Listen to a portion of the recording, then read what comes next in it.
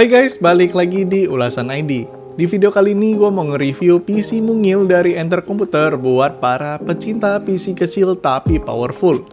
PC mungil ini pakai prosesor AMD Ryzen 5 5600 dan pakai VGA Galaxy GeForce GTX 1660 Super yang jadi primadona pada zamannya.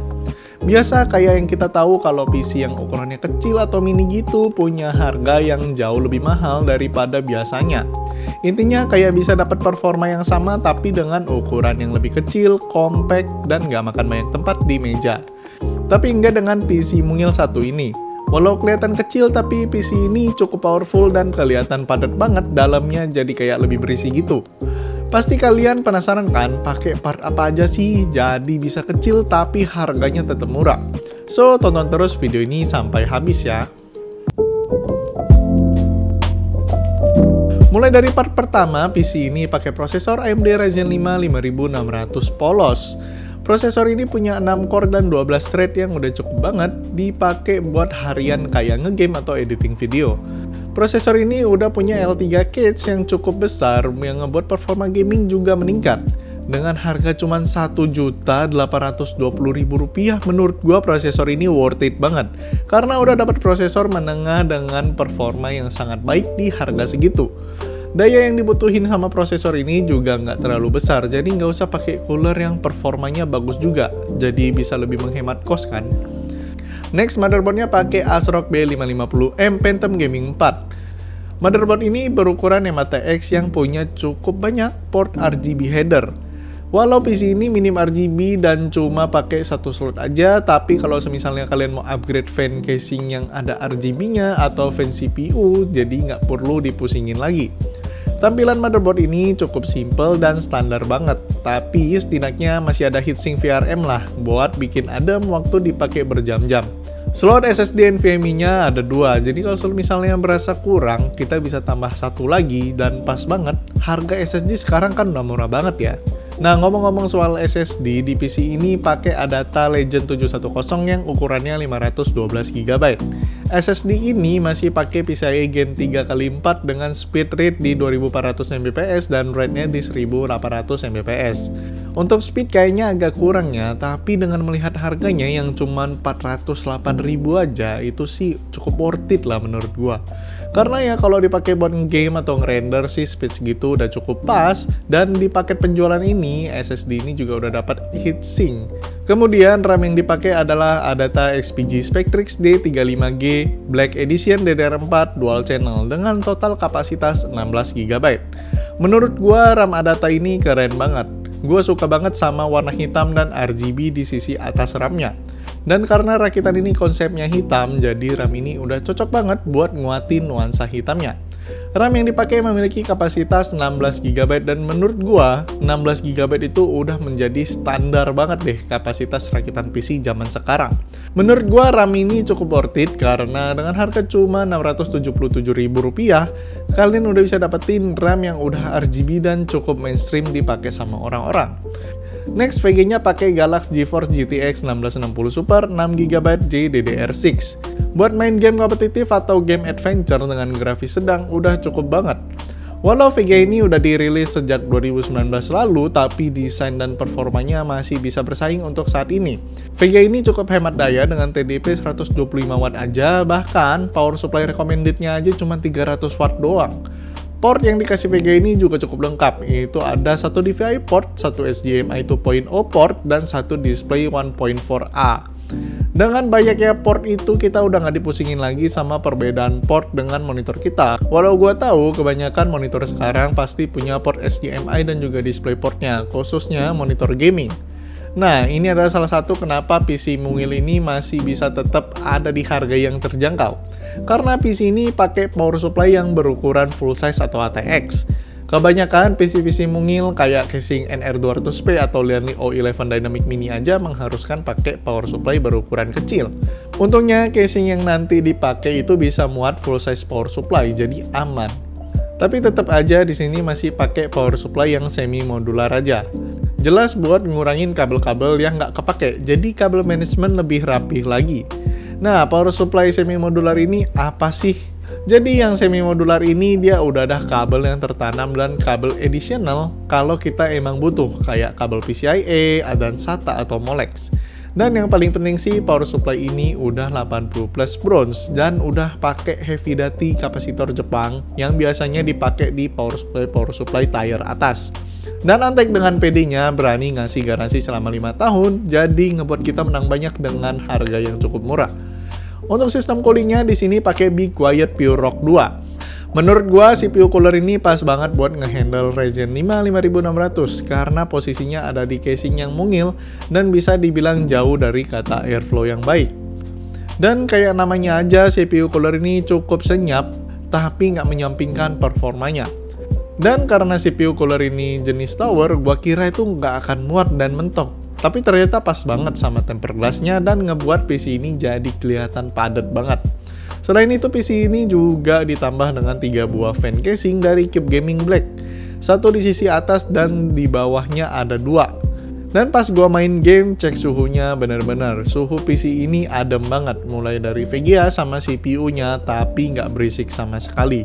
Nah, untuk urusan konektivitas, paket EK Gaming ini dilengkapi sama TP-Link TL-WN781ND yang punya interface PCIe.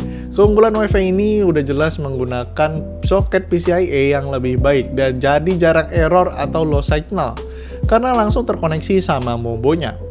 Nah, karena PC ini ada tempered glass tapi part di dalamnya cuma RAM doang yang ada RGB-nya, maka di sini ditambahin sama Cube Gaming flexing 1 buah untuk nerangin sisi dalam PC ini. Sekedar buat ambient aja biar isi dalam PC ini ke highlight gitu. Karena agak sayangnya, casing yang udah tempered glass tapi dalamnya gelap gitu, kayak mending pakai mesh aja gitu ya kan. Dan secara nggak langsung penambahan neon strip ini juga ngebuat tambah mewah juga. Last but not least, PC ini pakai casing mungil dari Cube Gaming Excel V2. Untuk versi 2-nya ini kurang lebih sama kayak yang V1, cuma ada penambahan seperti slot USB Type-C di front panel dan sisi depannya udah mesh. Nah, asiknya casing ini dia itu cukup versatile ya. Banyak slot yang bisa dipergunakan dengan banyak kebutuhan. Sisi belakang mesh yang memperkuat airflow-nya, sistem lock-nya yang pakai pin jadi lebih bersih tanpa baut-bautan, dan bahannya juga solid banget, nggak kayak casing murah gitu yang kayak kaleng kerupuk. Casing ini juga bisa pakai vertical mount VGA, cuman bisa nambah budget lagi yang nggak sedikit, karena ada perubahan part. Selama gua review casing Cube Gaming ini merupakan salah satu yang paling firm dan kokoh di antara casing-casing yang lainnya. Oke, sekarang gua mau benchmark PC rakitan ini menggunakan benchmark sintetis, beberapa game kompetitif, dan AAA, dan akan gua tambahin proses rendering video beresolusi 4K dengan durasi 2 menit yang banyak esensial grafik yang gua dapat dari Downnet Media, dan berikut video benchmarknya.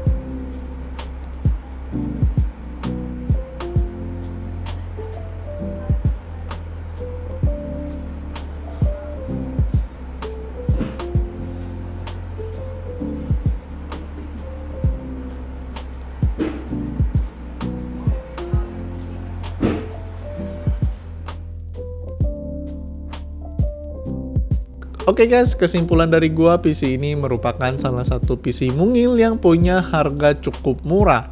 Buat taruh di atas meja pun dia nggak akan bikin nyemak atau engap gitu. Tapi walau kecil kayak gini, hasil pengetesan gua tadi suhunya itu adem ayam banget. Dan suara fan-nya itu nggak berisik, sopan banget lah di telinga. Performa yang ditorehkan juga bagus banget ya, baik itu dibuat pakai ngegame ataupun rendering. Dan atau misalnya mau dibuat pakai streaming kecil-kecilan, ini juga udah bagus ya. Buat software-software kayak SketchUp atau Blender aman-aman aja di PC mungil ini. Nah, buat harganya nih murah banget menurut gua ya.